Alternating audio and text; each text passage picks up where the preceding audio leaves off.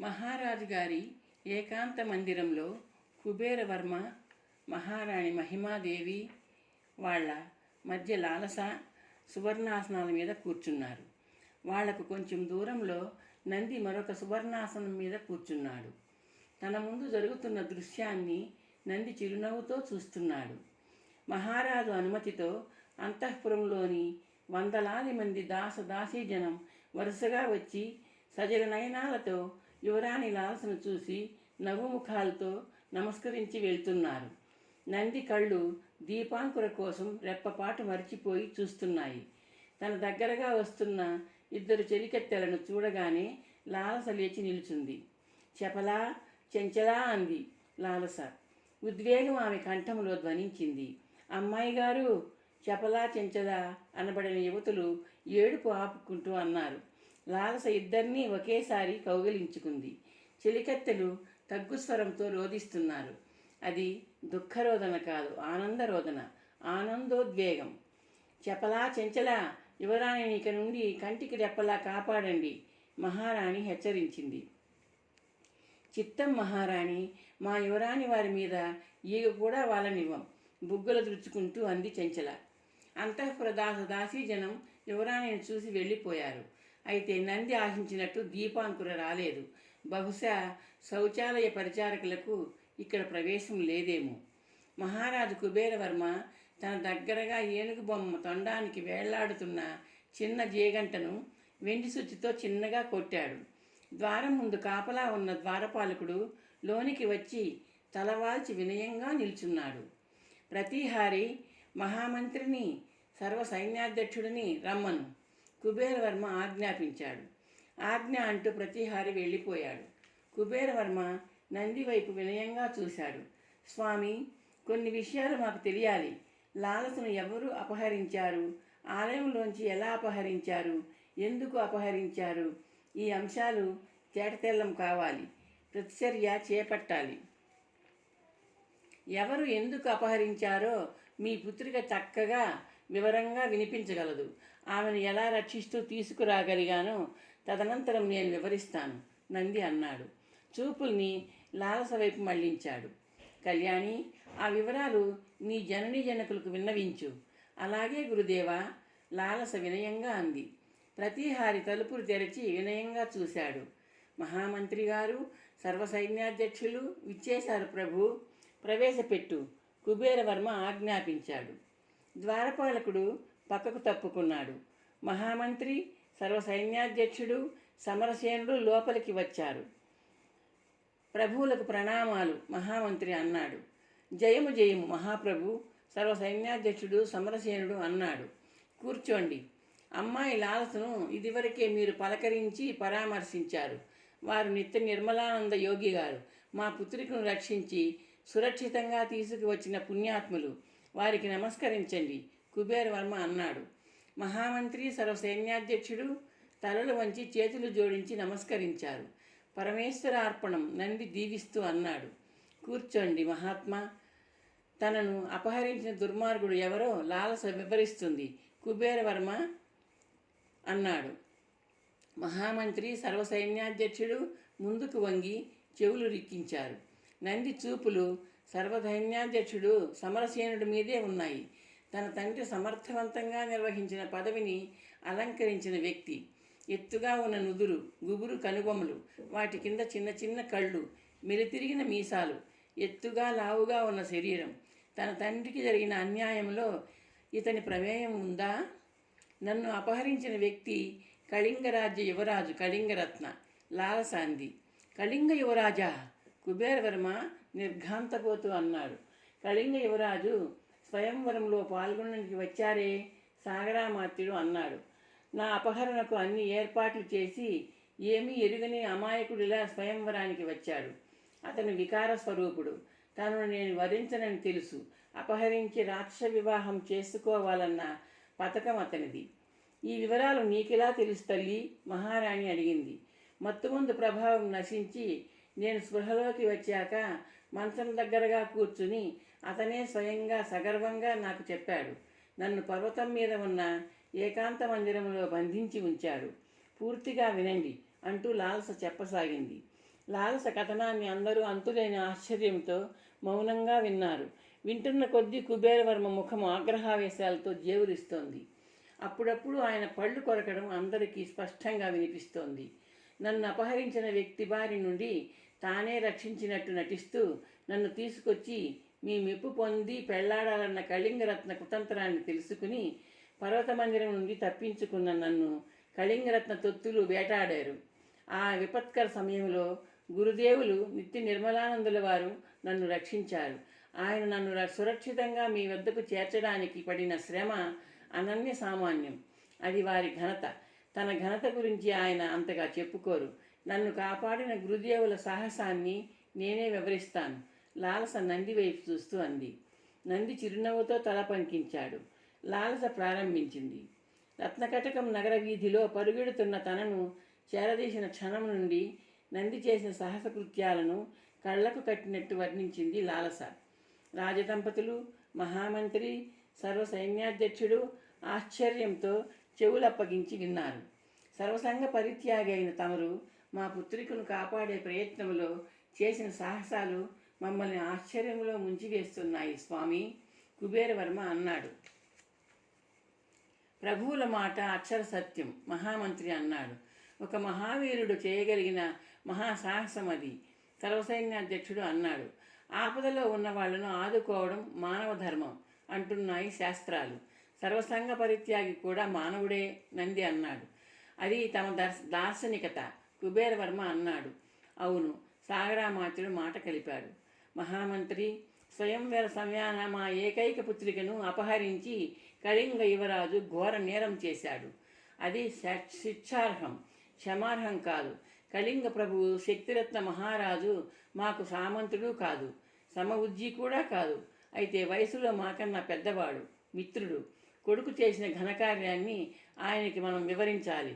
అపరాధి అయిన కుమారుడిని శిక్షించే బాధ్యత ఆయనకే అప్పగించాలి. ప్రభువులు మన్నించాలి. కళింగరాజుకి ఒక్కడే పుత్రుడు. తన ఏకైక వారసుని భావి మహారాజును ఆయన శిక్షిస్తారా? సాగరామాత్యుడు అన్నాడు. అపరాధిని శిక్షించే బాధ్యత కామరూప చక్రవర్తి కళింగరాజుకు ఇస్తున్న ఒక గౌరవం సాగరామాత్య.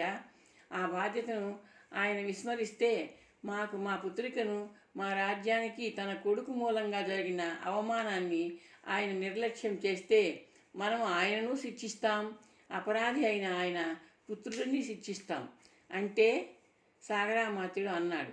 మీరు సర్వసైన్యాధ్యక్షుడు కళింగరాజధానికి వెళ్ళండి. శక్తిరత్న మహారాజును కలుసుకోండి.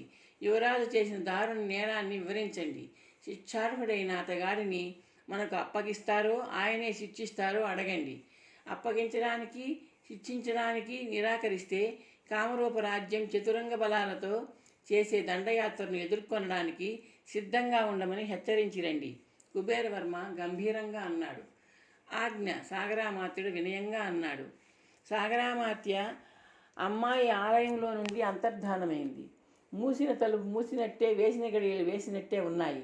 లాలసను ఎలా అపహరించగలరు? అది కూడా మనకు తెలియాలి, కుబేరవర్మ అన్నాడు. ఎక్కడో ఏదో కుట్ర జరిగింది. ఆలయంలో రహస్య మార్గాలు లేవని మన అన్వేషణ ఆనాడే తేటతెల్లం చేసింది ప్రభు, సర్వసైన్యాధ్యక్షుడు సమరసేనుడు అన్నాడు. మహారాజా, ఒక్క క్షణం, నంది కల్పించుకుంటూ అన్నాడు. కుబేరవర్మ ఇతరులు నంది వైపు వినయంగా చూశారు. స్వామి, కుబేరవర్మ అన్నాడు. యువరాణి అదృశ్యమైనప్పుడు ఆలయంలోంచి వెలుపలికి రహస్య మార్గాలు ఉన్నాయేమో అని గాలించారు, అంతేగా?